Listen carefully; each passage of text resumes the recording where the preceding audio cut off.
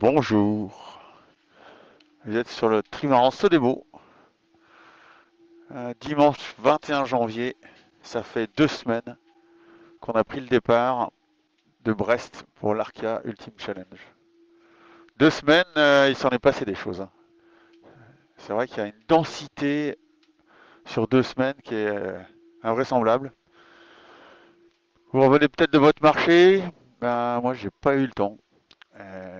Je suis allé pourtant chercher mon sac de la nouvelle semaine qui m'a donné la nourriture pour la semaine entière. J'avais presque fini mon sac de la semaine, ce qui est plutôt bon signe. Ça veut dire que je suis plutôt dans le bon rythme de tout ce qui est alimentation et gestion de l'énergie pour moi. Parce que l'énergie, il en faut, hein. J'en ai fait 9 ou 10 des tours du monde en multi.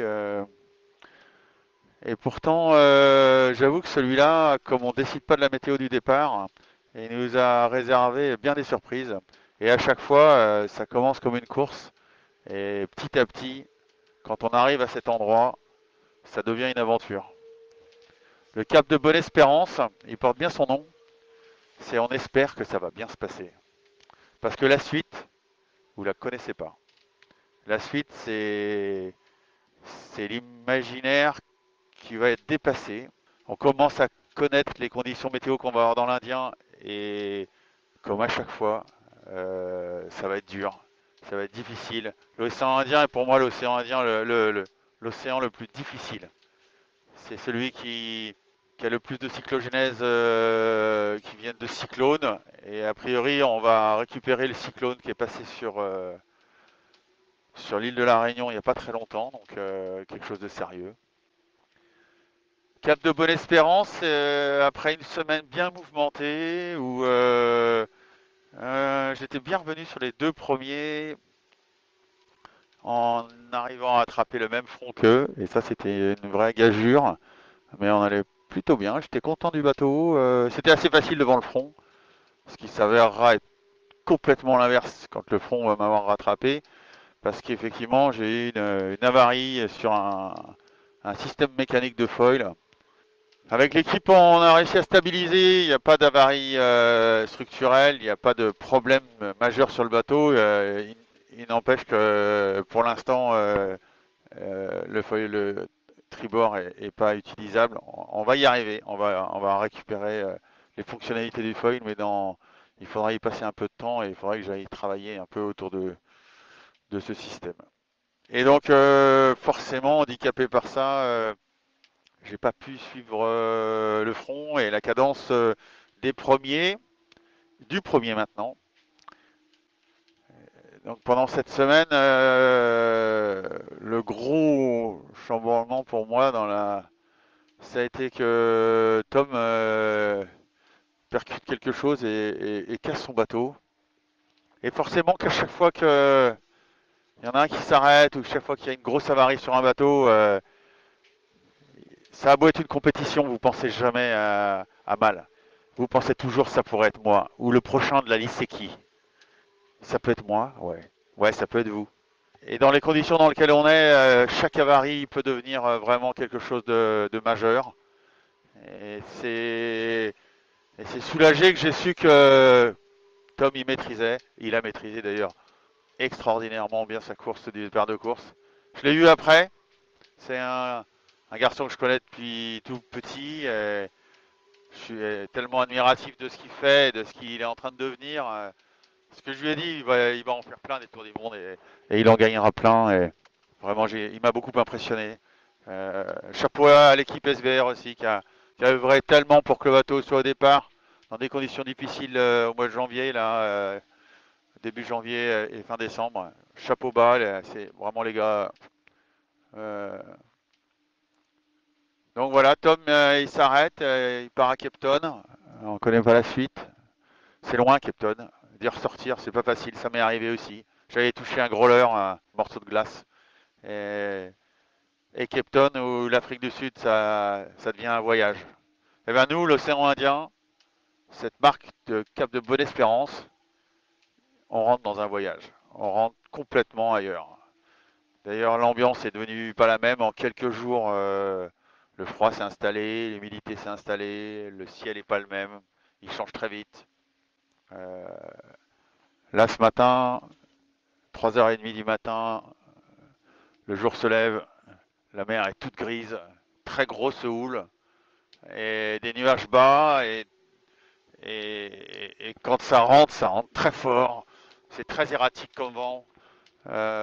Difficile de régler un bateau comme un multicoque comme Sodebo dans ces conditions-là.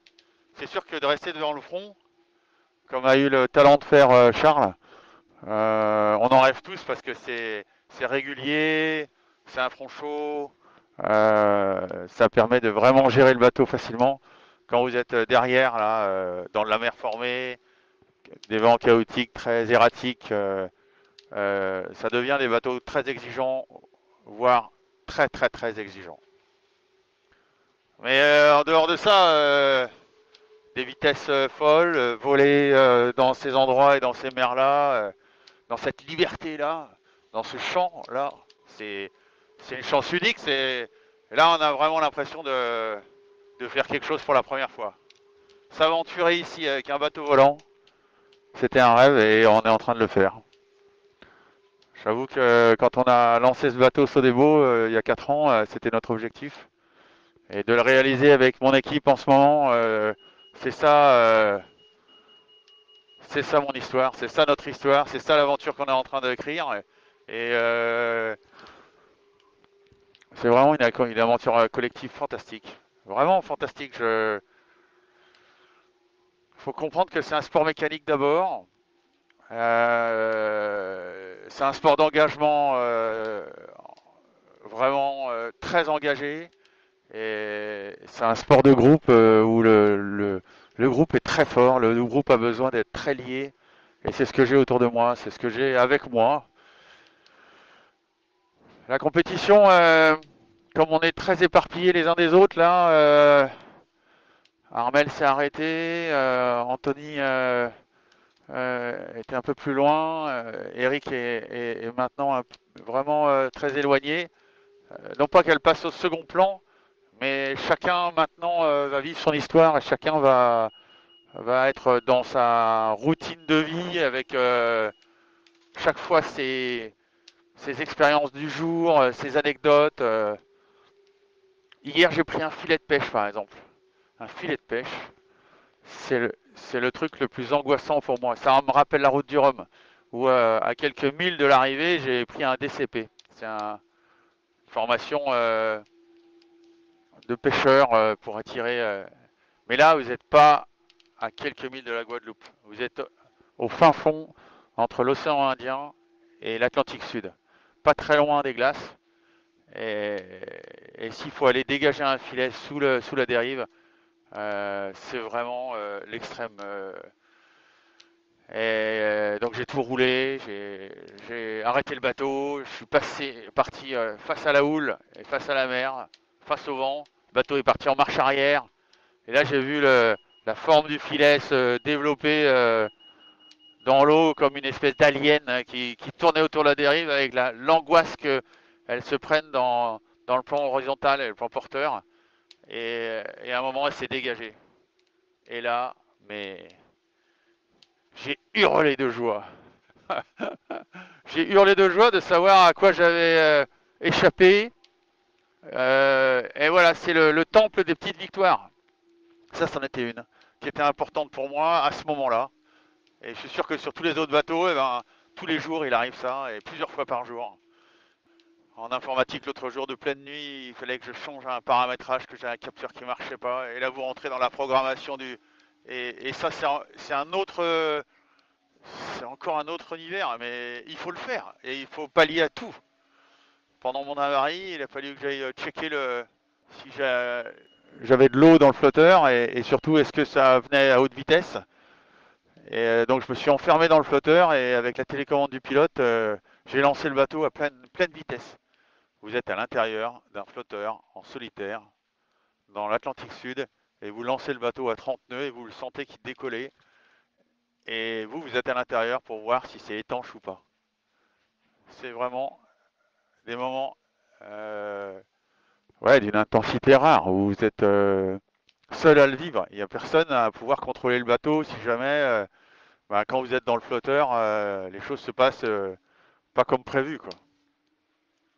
Voilà, c'est plein d'anecdotes qui font que cette semaine a été forte en émotion. Elle se finit par le passage emblématique de cette longitude du cap de Bon Espoir ou Bonne Espérance, Cape of Good Hope, comme ils disent. Ouais, on espère tous.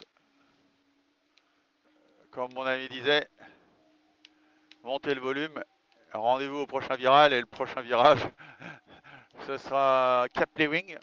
Cap Lewing, c'est la pointe extrême sud-ouest de l'Australie, où il y a vraiment souvent des vents violents et méchants, et je sais qu'on va en affronter dans la semaine qui vient. Mais avant ça, j'ai un front à passer et plein de choses qui m'attendent. Voilà, c'était un peu long. Je vous ai livré un peu mon sentiment du moment.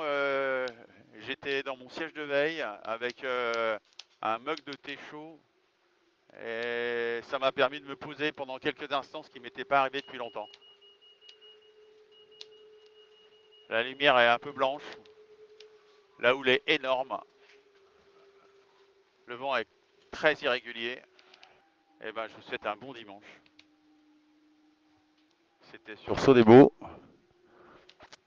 le lundi 21 juin.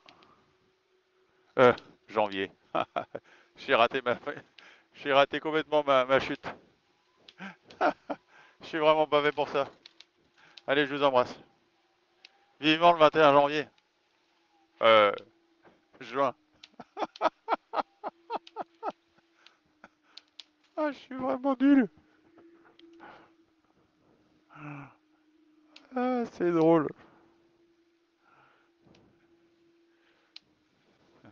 Allez, bisous.